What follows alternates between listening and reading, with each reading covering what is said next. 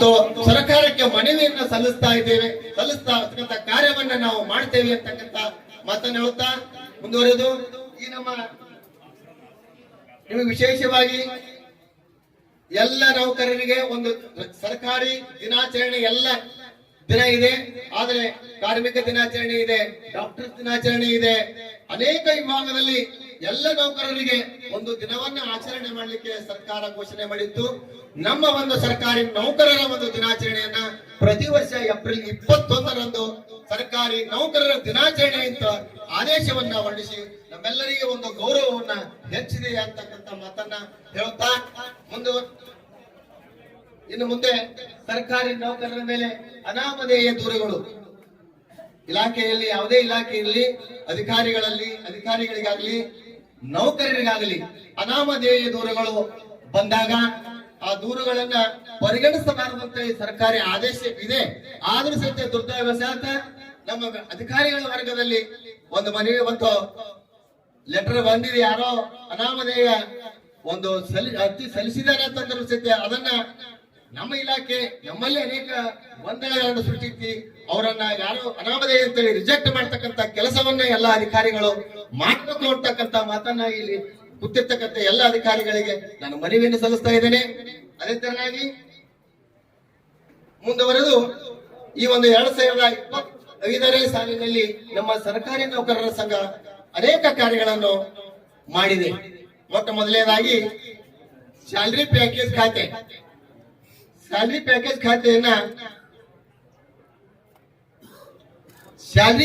ಖಾತೆಯನ್ನ ನಮ್ಮ ಸಮಾಜದ ಎಲ್ಲ ಸರ್ಕಾರಿ ನೌಕರರಿಗೆ ಅಪಘಾತದಲ್ಲಿ ಮರಣವನ್ನು ಹೊಂದಿದರೆ ಅವರ ಕುಟುಂಬಕ್ಕೆ 1 ಕೋಟಿ ರೂಪಾಯಿಯನ್ನ ಕೊಡ್ತಕ್ಕಂಥ ಕಾರ್ಯವನ್ನ ನಮ್ಮ ರಾಜ್ಯ ಸರ್ಕಾರಿ ನೌಕರರ ಸಂಘ ಮಾಡಿದೆ ಅಂತಕ್ಕಂಥ ಹೆಮ್ಮೆಯಿಂದ ಹೇಳಲು ಇಚ್ಛೆ ಪಡ್ತಾ ಇದ್ದಾರೆ.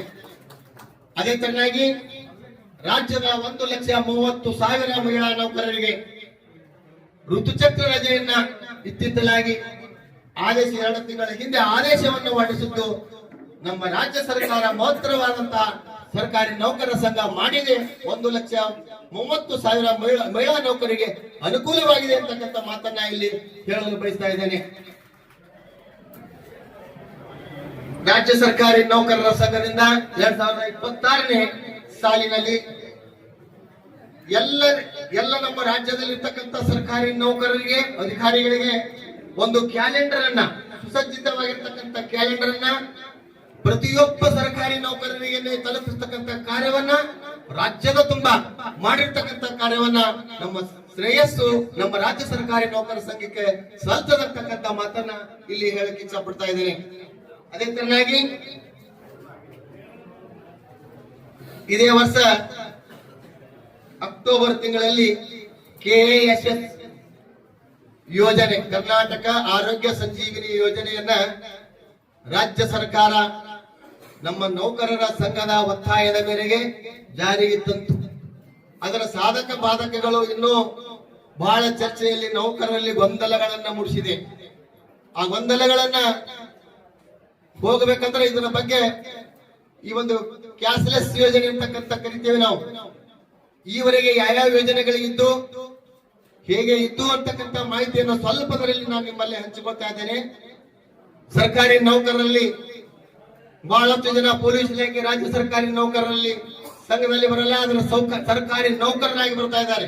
ಅವರಿಗೆ ವೇತನದಲ್ಲಿ 1 ರೂಪಾಯಿ ಕಟ್ಟಾಗಲಾರ್ದೇನೆ ಅವರನ್ನ ವೈದ್ಯಕೀಯ ಪೂರ್ಣ ವೆಚ್ಚವನ್ನು ಅವರಿಗೆ ಸರ್ಕಾರ ಯೋಜನೆಯನ್ನ ಒಂದೇ ಇಲಾಖೆ ತಂದ್ರೆ ಅದು ಪೊಲೀಸ್ ಇಲಾಖೆಗೆ ಜಾರಿಗೆ ತಂದಿದೆ.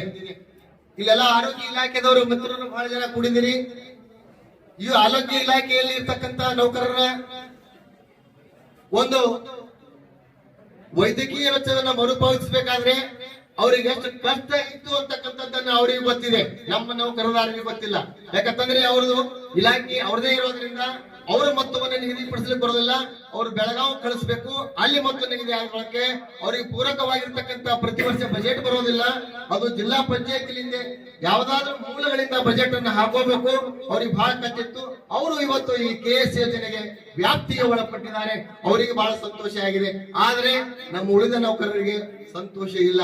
ಯಾಕಂತಂದ್ರೆ ನಮ್ಮದೇ ಆಗಿರ್ತಕ್ಕಂಥ 500 ಮೆಡಿಕಲ್ ಅನ್ನು ಮುರಿದದ್ದು 350 ರೂಪಾಯಿಗಳನ್ನ ಮುರಿದಿದೆ. ಆದ್ರೂ ಮುರಿಲಿ, ಆದ್ರೂ ಸಹಿತ ನಮಗ ಸೂಕ್ತ ಸಮಯದಲ್ಲಿ ಸೂಕ್ತ ಚಿಕಿತ್ಸೆ ಸಿಗ್ತಾ ಇಲ್ಲ ಅಂತಕ್ಕಂತ ಬಹುಜನರ ಒಂದು ಬೇಡಿಕೆ ಇದೆ. ಅದು ರಾಜ್ಯ ಸರ್ಕಾರಿ ನೌಕರರ ಗಮನಕ್ಕೂ ಬಂದಿದೆ. ಅವರು ರಾಜ್ಯ ಸರ್ಕಾರ ಮನವರಿಕೆಯನ್ನ ಮಾಡಿ ಇನ್ನು ಮುಂದೆ ಈ ಒಂದು ಕ್ಯಾಶ್ಲೆಸ್ ಯೋಜನೆಯಲ್ಲಿ ವೈದ್ಯಕೀಯ ಒಂದು ಹಾಸ್ಪಿಟಲ್ಗಳಲ್ಲಿ ಒಂದು ದರಪಟ್ಟಿಯನ್ನು ನಿಗದಿ ಮಾಡಿದ್ದಾರೆ. ಸರ್ಕಾರ ದರಪಟ್ಟಿ ನಿಗದಿಗೂ ಈ ಪ್ರೈವೇಟ್ ಹಾಸ್ಪಿಟಲ್ಗಳ ದರ ನಿಗದಿಗೂ ಬಹಳ ಜಗಜಾಂತರ ವ್ಯತ್ಯಾಸವಿದೆ. ನಾವು ಹೋಗಿ ನೋಡಿದ್ರೆ ನಮ್ಮಲ್ಲಿ ಇವತ್ತು ಉದಾಹರಣೆಗೆ ಒಂದು ಹೇಳ್ಬೇಕಂತಂದ್ರೆ ಈ ಸೀಜರಿನ್ ಮಾಡ್ಕೊಳ್ತಾ ನಮ್ಮ ಮಹಿಳೆಯರಿಗಾಗಿ ಸೀಜರಿನ್ ಮಾಡ್ಕೊಳ್ತಕ್ಕಂತ ವ್ಯವಸ್ಥೆಗೆ ಇವತ್ತು ದವಾಖಾನೆಗೆ ಹೋದ್ರೆ ಹಾಸ್ಪಿಟಲ್ಗಳಿಗೆ ಹೋದ್ರೆ ಮಿನಿಮಮ್ 40 ರಿಂದ 50 ಸಾವಿರ ಬರುತ್ತೆ. ಆದ್ರೆ ಸರ್ಕಾರಿ ಯೋಜನೆಯಲ್ಲಿ ಆ ಒಂದು ಪ್ಯಾಕೇಜಿಗೆ ಬರೇ 14 ಸಾವಿರ ರೂಪಾಯಿ ಇದೆ.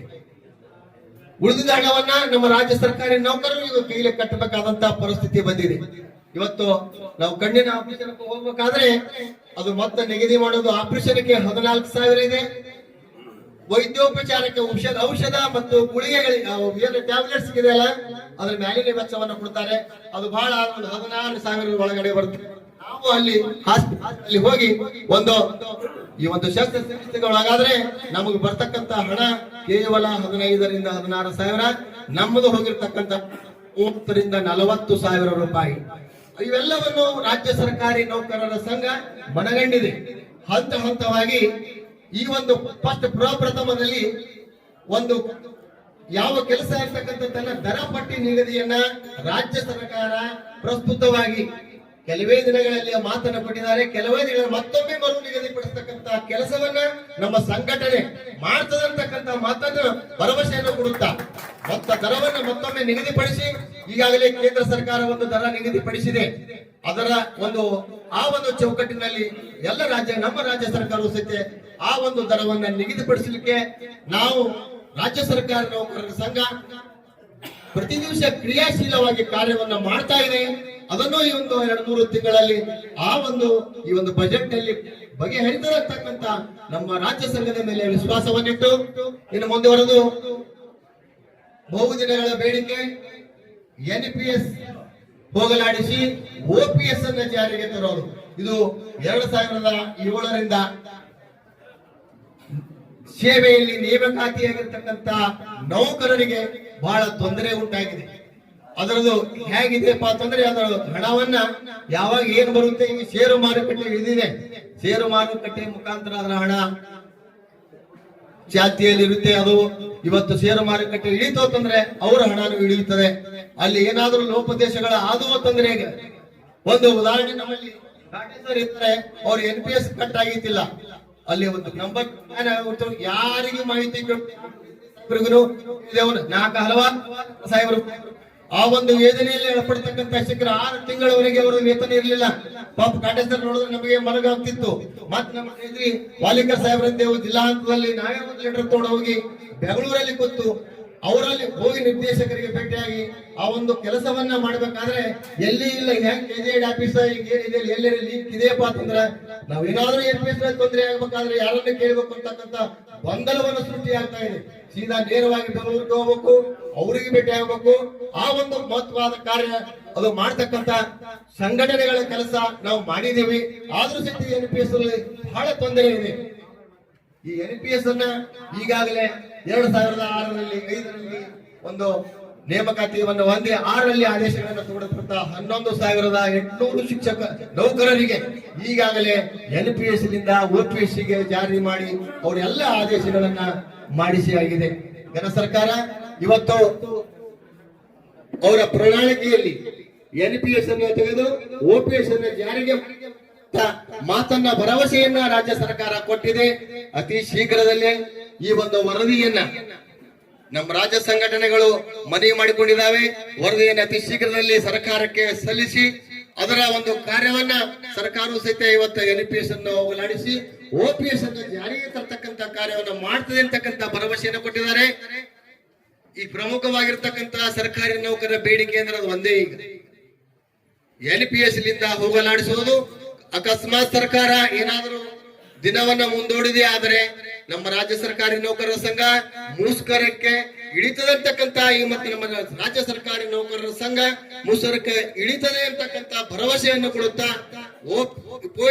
NPS ಲಿಂದ OPS ಅನ್ನ ಜಾರಿ ಮಾಡ್ತಕ್ಕಂತ ಆದ್ಯ ಕರ್ತವ್ಯವನ್ನ ರಾಜ್ಯ ಸರ್ಕಾರಿ ನೌಕರರ ಸಂಘ ಮಾಡ್ತದೆ ಅಂತಕ್ಕಂತ ಭರವಸೆಯನ್ನು ಕೊಡುತ್ತಾ ಮುಂದುವರೆದು ಇವತ್ತಿನ ಒಂದು ಕಾರ್ಯಕ್ರಮಕ್ಕೆ ಆಗಮಿಸಿರ್ತಕ್ಕಂತ ತಾಲೂಕಾ ಸರ್ವೋತ್ತಮ ಸೇವಾ ಪ್ರಶಸ್ತಿಯನ್ನ ಪಡೆದು ಭಾಜನರಾಗಿರ್ತಕ್ಕಂತ ವಿವಿಧ ಇಲಾಖೆಯ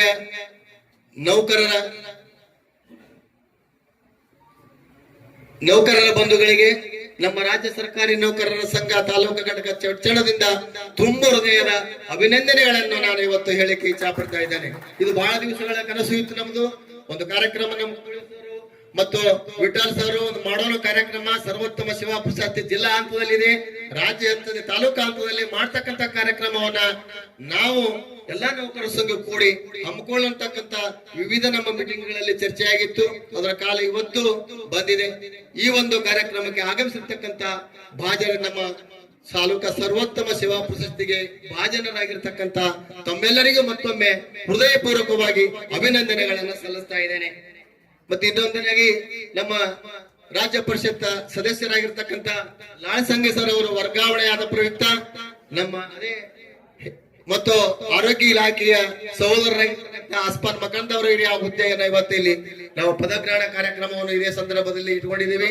ಮತ್ತು ಅದೇ ತರನಾಗಿ ಈ ಆರೋಗ್ಯ ಇಲಾಖೆಯಲ್ಲಿ ಮಂಜು ಬಿರಾದರ್ ಅವರನ್ನ ಸತ್ಯ ನಾಮನಿರ್ದೇಶನ ಸದಸ್ಯರನ್ನಾಗಿ ಆಯ್ಕೆ ಮಾಡ್ಕೊಳ್ತಾ ಇದ್ದೇವೆ.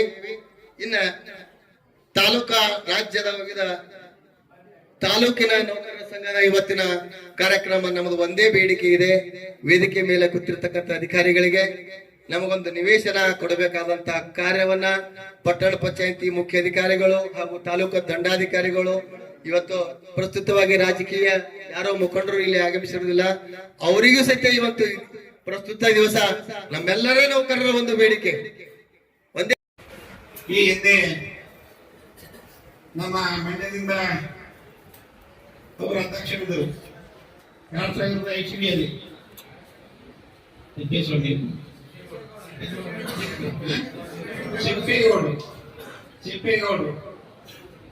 ಸಿಪ್ಪೇಗೌಡರನ್ನ ಯಾವುದೋ ಒಂದು ಕಾರಣದಿಂದ ನೌಕರಿಯಿಂದ ಹೊರ ಮಾಡಿದಾಗ ಲಕ್ಷಾಂತರ ಜನ ನೌಕರದಾರರು ಬೆಂಗಳೂರಿನಲ್ಲಿ ವಿಧಾನಸೌಧ ಮಟ್ಟಿಗೆ ಆಗ್ತಕ್ಕಂಥ ಹೋರಾಟದಲ್ಲಿ ಭಾಗವಹಿಸಿದಂತ ಆ ಒಂದು ಸನ್ನಿವೇಶ ಇನ್ನೂ ನಮ್ಮ ಕಣ್ಮುಂದೆ ಸುಮಾರು 95ನೇ ಇಸ್ವಿಯಿಂದ ಈ ಸಂಘದಲ್ಲಿ ನಾವೆಲ್ಲ ಕೆಲಸ ಮಾಡ್ತಾ ಬಂದಿದ್ದೀವಿ. 1995ರಿಂದ ಅಲ್ಲಿಂದ ಇಲ್ಲಿವರೆಗೆ ಹಲವಾರು ಅಧ್ಯಕ್ಷರುಗಳು ಬೆಲೆಗಾಗಿ ಮತ್ತು ಸಾರ್ವಜನಿಕವಾಗಿ ಕಂಗೊಳಿಸತಕ್ಕಂಥ ರೀತಿಯಲ್ಲಿಯೂ ಸಹಿತ ಕೆಲವೊಂದು ಅಧ್ಯಕ್ಷರು ಕೆಲಸಗಳನ್ನು ಮಾಡಿದ್ದಾರೆ.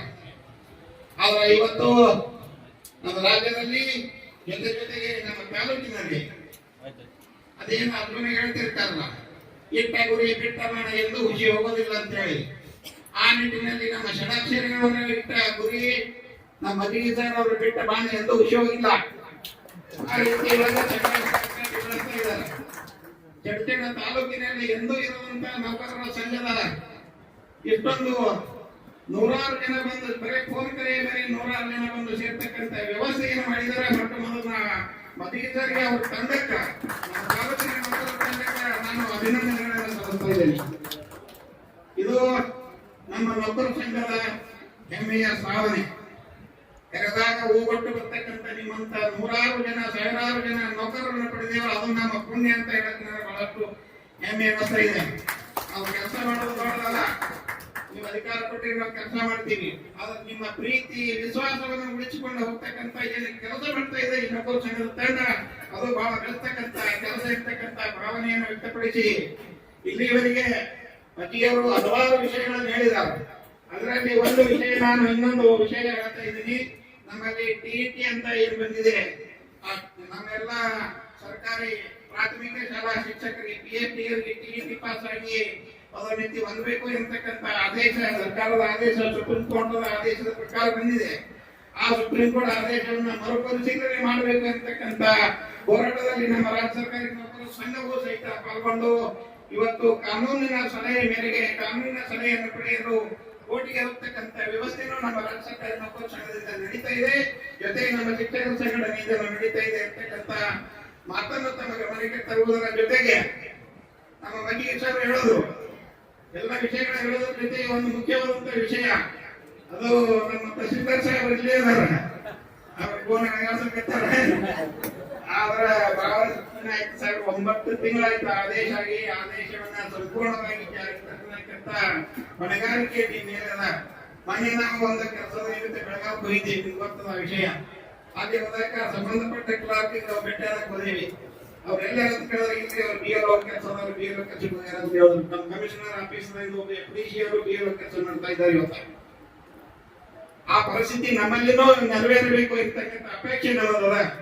ಎಲ್ಲ ಇಲಾಖೆ ಆ ಇಲಾಖೆ ಈ ಇಲಾಖೆ ಇರ್ತಕ್ಕಂಥ ಭೇದವು ನಮ್ಮಲ್ಲಿ ನಾವೆಲ್ಲರೂ ಸಹೋದರ ರೀತಿಯಿಂದ ಅಣ್ಣತಮ್ಮರ ರೀತಿಯಿಂದ ನಾವೆಲ್ಲ ಇಲಾಖೆಯವರು ಬರ್ತಾ ಇದ್ದೀವಿ. ಆದ್ರೆ ಇವತ್ತು ಶಿಕ್ಷಣ ಇಲಾಖೆಗೆ ಹೆಚ್ಚುವರಿ ಆಗ್ತಾ ಇದೆ. ನಾನು ಶಿಕ್ಷಣ ಇಲಾಖೆಯಲ್ಲಿ ಕೆಲಸ ಮಾಡುವ ಒಬ್ಬ ಜವಾಬ್ದಾರಿಯುತ ಸ್ಥಾನದಲ್ಲಿ ಇರ್ತಕ್ಕಂಥ ಒಬ್ಬ ಶಿಕ್ಷಕನಾಗಿ ನಾನು ಹೇಳಬೇಕಾಗ್ತದೆ, ದಯಮಾಡಿ ನಮ್ಮ ಶಿಕ್ಷಕರ ಮೇಲೆ ಇರ್ತಕ್ಕಂಥ ದೀರ್ಘ ಹೊರೆಯನ್ನ ಆದಷ್ಟು ಕಡಿಮೆ ಮಾಡತಕ್ಕಂಥ ಪ್ರಾಮಾಣಿಕ ಪ್ರಯತ್ನ ನಿಮ್ಮಿಂದಾಗಿದ್ರೆ ಮುಂದೆ ಯಾರಿದ್ರು ಆಗಾಗ ನೀವು ಯಾರು ಬಹಳ ವಿಶ್ವಾಸದ ಆತ್ಮೀಯತೆ ಎಂದು ಅವರು ನಮ್ಮನ್ನ ಅವಮಾನಿಸ್ತಕ್ಕಂತ ರೀತಿಯಲ್ಲಿ ಎಂದೂ ಮಾತನಾಡಿಲ್ಲ. ನಮ್ಮನ್ನ ಕರೆದು ಗೌರವಿಸ್ತಕ್ಕಂತ ಸಂಸ್ಕೃತಿ ಸಂಸ್ಕಾರವಂತ ವ್ಯಕ್ತಿ ತಹಸೀಲ್ದಾರ್ ಸಾಹೇಬ್ ನಮ್ಮ ಚರ್ಚೆ ಭಾಗಕ್ಕೆ ಸಿಕ್ಕೋದು, ನಮ್ಮ ತಾಲೂಕಿಗೆ ಸಿಕ್ಕೋದು ನಮ್ಮ ನಿಮ್ಮೆಲ್ಲರ ಪುಣ್ಯ ಅಂತ ಇಷ್ಟಪಡ್ತಾ ಇದ್ದೀನಿ. ನಿಮ್ಮಂತವ್ರು ಈ ಅವಧಿಯಲ್ಲಿ ಯಾರು ಕೆಲಸ ಆಗದೆ ಇದ್ರೆ ಮುಂದೆ ಇನ್ಯಾರು ಬರ್ತಾರೋ ಎಷ್ಟು ದಿನ ಗೊತ್ತಿಲ್ಲ. ಅದನ್ನ ದಯಮಾಡಿ ನಂದು ಒಂದೇ ವರ್ಷದಲ್ಲಿ ಸಾಹೇಬ್ರೆ ನೋಡ್ರಿ, ಆಗೋದಾಗಾದ್ರೆ ಮಾಡ್ರಿ ಅಂತ ನನ್ನ ಅಪೇಕ್ಷೆ. ನಾನು ಒಂದೇ ವರ್ಷದಲ್ಲಿ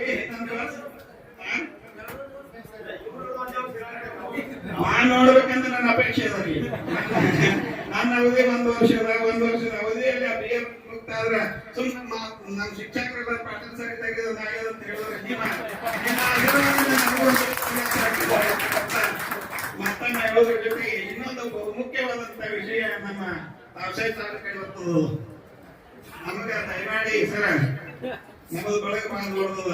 ಈಗ ನೋಡ್ರಿ ನಮ್ಮ MBA ಶಾಲೆ ಮಾಡಕತ್ತೀವಿ, ಅಲ್ಲಿ ಹೊರ ಕುರ್ಚಿ ಹಾಕಿದ್ರೆ ಅಲ್ಲಿ ಬರೀ 50-60 ಜನ ಕೂತಾರೆ. ನೌಕರ ಸಂಘದ ಸಭೆ ಸಮಾರಂಭಗಳು ಮಾಡ್ಲಿಕ್ಕೆ ನಮಗೊಂದು ಸಭಾಭವನದ ಅವಶ್ಯಕತೆ ಇದೆ. ಸಭಾಭವನ ನಾವು ಕಟ್ಕೋತೀವಿ. ಆ ಸಾಮರ್ಥ್ಯ ದೇವರ ಸಂಘಟನೆಗಳು ಕೊಟ್ಟಾರ, ನಮ್ಮ ಮನೆಯ ನೌಕರರು ಎಲ್ಲರಿಗೂ ಕೊಟ್ಟಾರ. ನಾವು ಸಭಾಭವನ ಕಟ್ಕೋತೀವಿ. ಆ ಜಾಗ ತಗೊಳ್ತಕ್ಕಂಥಂಗಿಲ್ಲ ಸಾಹೇಬ್, ಅದಕ್ಕೆ ದಯಮಾಡಿ ನಮ್ಗೆ ಆ ಜಾಗದೊಂದು ವ್ಯವಸ್ಥೆ ಮಾಡಿಕೊಡಬೇಕು. ಬಹಳಷ್ಟು ಮನೆ ಕೊಟ್ಟಿದ್ದೀವಿ ನಾವು. ಈಗಾಗಲೇ ಡಿಸಿಯವರು ಸಹಿತ ಮನೆಯನ್ನು ನಾವು ಕೊಟ್ಟಿದ್ದೀವಿ. ಒಂದ್ಸಲ ಡಿಸಿಯವ್ರ ಬಂದಿದ್ದು ತಹಸೀಲ್ದಾರ್ ಆಫೀಸ್ ಬಂದಾಗ ಮನೆ ಬಿಟ್ಟಿದ್ದೀವಿ. ಹಿಂದಿನ ಡಿಸಿಯವ್ರ ಇದ್ದಾಗ ಅವ್ರ ಮುಖಾಂತರ ನಿಮ್ಗೂ ಒಂದು ಲೆಟರ್ ಬಂದದ. ನಾವು ಮನೆ ಬಿಟ್ಟಿದ್ದೀವಿ. ನಮ್ಮ ಶಾಸಕರು ಹೇಳಿದಾರ, ಹಿಂದಿ ಶಾಸಕರು ಹೇಳಿದಾರೆ, ನಮ್ಮ ಶಾಸಕರು ಹೇಳಿದಾರೆ. ನೀವು ಮನಸ್ಸು ಮಾಡಿದ್ರೆ ಆ ಕೆಲಸ ಆಗ್ತದೆ. ಹೌದಲ್ರಿ ಪೊಲೀಸರ ತಹಸೀಲ್ದಾರ್ ಸಾಹೇಬ್ರು ನೀವು ಇಲ್ಲೇ ಇದ್ದೀರಿ. ನಿಮ್ಮ ಅವಧಿಯಲ್ಲಿ ಮಾಡ್ಕೋಬೇಕಂತಿತ್ತು ನಮಗೆ. ನೀವು ಇದು ಇದ್ದಕ್ರ ಆಡಳಿತಾಧಿಕಾರಿ ಇದ್ದಕ್ರ ಮಾಡ್ಬೇಕಂತಿತ್ತು. ಅದು ಅನಿವಾರ್ಯ ಕಾರಣಗಳಿಂದ ಹೊಳಿ ರೂಪಾಯಿಗ ಇನ್ನು ಹೊಳಿ ₹1 ಮತ್ತೊಂದು ಕಳಿದ್ರಿ, ಮತ್ತೆ ಹೊಳಿ ಬರಬಾರ್ದು. ನಾಳೆ ಬಿಟ್ಟ ಮಾಡ ಇಟ್ಟೆ ಗುರಿ ಫೇರ್ ಆಗ್ಬಾರ್ದಂತೆ. ಆ ರೀತಿ ಒಳಗೆ ಮಾಡ್ತಕ್ಕಂಥ ಕೆಲಸ ನಿಮ್ ಜವಾಬ್ದಾರಿ ನೀವು ಭರವಸೆ ಕೊಟ್ಟು ಹೋಗ್ತೀರಿ ಅಂತಕ್ಕಂಥ ಪಾರ್ಶಿಯಲಾಗಿ ಪೂರ್ಣ ಪ್ರಮಾಣದಲ್ಲಿ ಆಗಲಿಕ್ಕೂ ಕೂಡ NPS OPS ಸುಮಾರು 2004 ಮುಂಚಿತವಾಗಿ ಈಗ 2007ರವರೆಗೆ ಕೂಡ ಅದನ್ನ ಸ್ವಲ್ಪ ಮಂತರವಾಗಿ ಪಾರ್ಶಿಯಲವಾಗಿ ಕೂಡ ಅದರಲ್ಲಿ ಕೂಡ ನಮ್ಮ ರಾಜ್ಯ ಸರ್ಕಾರಿ ನೌಕರರ ಸಂಘದ ಪ್ರಯತ್ನದಿಂದ ಅದನ್ನು ಕೂಡ ನಮ್ಮ ರಾಜ್ಯ ಸರ್ಕಾರಿ ನೌಕರರಿಗೆ OPS ಅನ್ನೋರು 2007ನೇ ಮುಂಚಿತವಾಗಿ ಯಾರು ನಾವು ಸೇವೆಗೆ ಸೇರಿದ್ದೀವಿ ಆ ಒಂದು ಸೌಲಭ್ಯ ಕೂಡ ನಾವು OPS ಪಡಿತಾ ಇದ್ದೀವಿ. ನಿಜವಾಗ್ಲೂ ನಮ್ಮ ರಾಜ್ಯ ಸರ್ಕಾರಿ ನೌಕರಿ ಅಧ್ಯಕ್ಷರಿಗೆ ನಾವೆಲ್ಲರೂ ಅಭಿನಂದಿಸಬೇಕಾಗ್ತದೆ. ಯಾಕಂತಂದ್ರೆ ದಿಟ್ಟ ನೇರವಾಗಿ ಅತ್ಯಂತ ನೌಕರರ ಪರವಾಗಿ ಯಾರಾದರೂ ನಾನು ನೋಡಿದ್ದೀನಿ. ಬಹಳಷ್ಟು ಅಧ್ಯಕ್ಷರುಗಳಲ್ಲಿ ಇವತ್ತಿನ ಪ್ರಸ್ತುತ ಅಧ್ಯಕ್ಷರು ಮಾತ್ರ ನೌಕರರ ಕಾಳಜಿ, ನೌಕರರ ಹಿತವನ್ನ ಕಾಪಾಡುವಂತ ಅಧ್ಯಕ್ಷರು ನೇರ ದಿಟ್ಟ ಒಂದು ಪ್ರಾಮಾಣಿಕ ಪ್ರಯತ್ನದಲ್ಲಿ ಅವರು ಹೋರಾಡಿ ಸರ್ಕಾರ ಮಟ್ಟದಲ್ಲಿ ನಮ್ಮ ಬೇಡಿಕೆಗಳೇನು, ನಮ್ಮ ಅವಶ್ಯಕತೆಗಳನ್ನು ಮನಗಂಡು ಆ ಎಲ್ಲ ಬೇಡಿಕೆಗಳಲ್ಲಿ ನಮಗೆ ದೊರಕಿಸಿಕೊಡಲು ಪ್ರಾಮಾಣಿಕ ಒಂದು ಪ್ರಯತ್ನವನ್ನ ಮಾಡ್ತಾ ಇದ್ದಾರೆ. ನಮ್ಮ ಷಡಕ್ಷರಿ ನಮ್ಮ ಅಧ್ಯಕ್ಷರಿಗೆ ನಾವೆಲ್ಲರೂ ಅಭಿನಂದನೆಗಳನ್ನು ಸಲ್ಲಿಸಬೇಕಾಗ್ತದೆ. ಇದರ ಜೊತೆಗೆ ಇಷ್ಟೇ ಇಷ್ಟೆಲ್ಲ ಆಯ್ತು, ನಮ್ಮ ಬೇಡಿಕೆಗಳಾಯ್ತು, ನಾವೆಲ್ಲ ಪಡ್ಕೋತಾ ಇದ್ದೀವಿ. ನಮ್ಮ ಜೊತೆ ನಮ್ಮ ರಾಜ್ಯ ಸರ್ಕಾರಿ ನೌಕರರ ಸಂಘ ಇದೆ. ಅದರ ಜೊತೆಗೆ ಇವತ್ತಿನ ನಾವೆಲ್ಲರೂ ಬಹಳ ಒಂದು ಕಾರ್ಯದ ಒತ್ತಡದಲ್ಲಿ ನಾವೆಲ್ಲ ಬರ್ತಾ ಇದ್ದೀವಿ. BO ಸಾಹೇಬರು ನಮ್ಮ ಫಂಕ್ಷನ್ ಆಗದಾರ ವಿಷಯ ಕಡಿಮೆ ಮಾಡ್ತಾರೆ. ಇಂಥ ಒಂದು ಒತ್ತಡದ ಬದುಕು ನಮ್ಮೆಲ್ಲ ರಾಜ್ಯ ಸರ್ಕಾರಿ ನೌಕರರಲ್ಲಿ ಇದೆ, ಅದು ಅನಿವಾರ್ಯ ಕೂಡ.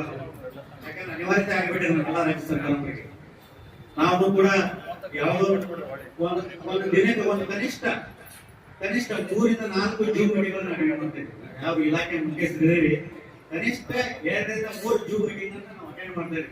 ನಿಮ್ಗೆ ಹೇಳ್ಬೇಕಂತಂದ್ರೆ ನೀವು ಕೂಡ ಈ ಸಮೀಕ್ಷೆಯಲ್ಲಿ ಇವನ್ ರವಿವಾರ ಸಂಡೇ ಇದ್ರು ಕೂಡ ನಾವು ನಿಮ್ಮ ಸಾಹೇಬರು ನಿಮ್ ಜೊತೆ ನಿಮಗೂ ಕೂಡ ಒಂದು ಜೂಮ್ ಮೀಟಿಂಗ್ ಅಟೆಂಡ್ ಆಗಿ ನಿಮಗೂ ಕೂಡ ತೊಂದರೆ ಬೇಕು. ರವಿವಾರ ಇದ್ರೂ ಕೂಡ ನಾವು ಸಮೀಕ್ಷೆ ಕೂಡ ನಾವು ಮಾಡಿದ್ದೀವಿ. ಇದರ ಅರ್ಥ ಇಷ್ಟೇ, ಇವತ್ತಿನ ಪರಿಸ್ಥಿತಿಯಲ್ಲಿ ನಾವೆಲ್ಲರೂ ಒತ್ತಡದಿಂದ ಬದುಕ್ತೇವೆ.